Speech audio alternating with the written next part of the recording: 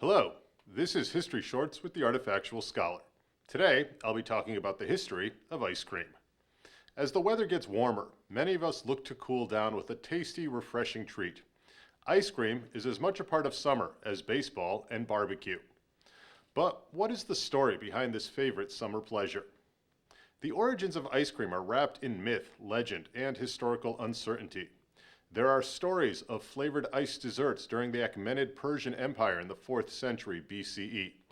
Some tales claim that Alexander the Great enjoyed snow flavored with honey, and it is said that in the 1st century, the Roman Emperor Nero used slaves to bring ice from the mountains to create a fruit-flavored iced dessert.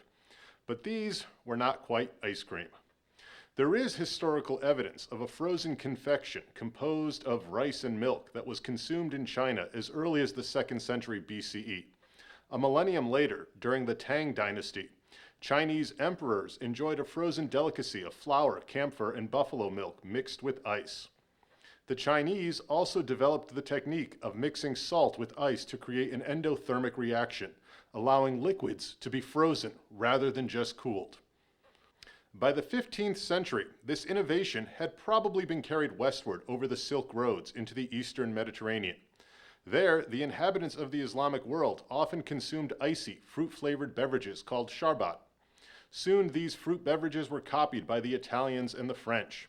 During the 17th century, European cooks began combining sharbat with sugar and using the Chinese technique, turning it into a frozen concoction called sorbetto, or sorbet.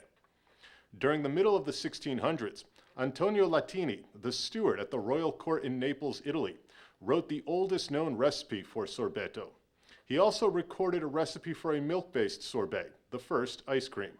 Accounts from the 1670s and 80s depict English and French royalty enjoying ice cream. At this stage, ice cream remained a treat for the social elite. At roughly the same time, another Italian, Francesco Procopio Cuto, developed a recipe for gelato and established a cafe, the Café Procope, in Paris, where the frozen treat was sold to the public. By the end of the 17th century, ice cream was a popular but hard-to-get commodity. As Europeans began to cross the Atlantic Ocean in the 16th and 17th centuries, they brought ice cream recipes with them. The first record of ice cream in what would become the United States occurred in 1744, when the royal governor of Maryland, Thomas Bladen, served it to guests. By 1777, ice cream was available daily in New York City. In the 1780s, Thomas Jefferson, then American minister to France, was seduced by French ice cream and brought the recipe back to Virginia. George and Martha Washington also enjoyed ice cream, often spending large sums of money on the delicacy. But in all of these cases, ice cream remained a rare, luxurious treat. Ice cream was laborious to make and impossible to store for any length of time. It wasn't until the middle of the 19th century that new technologies allowed for the mass manufacturing of ice cream. In 1843, Nancy Johnson patented a hand-cranked ice cream churn.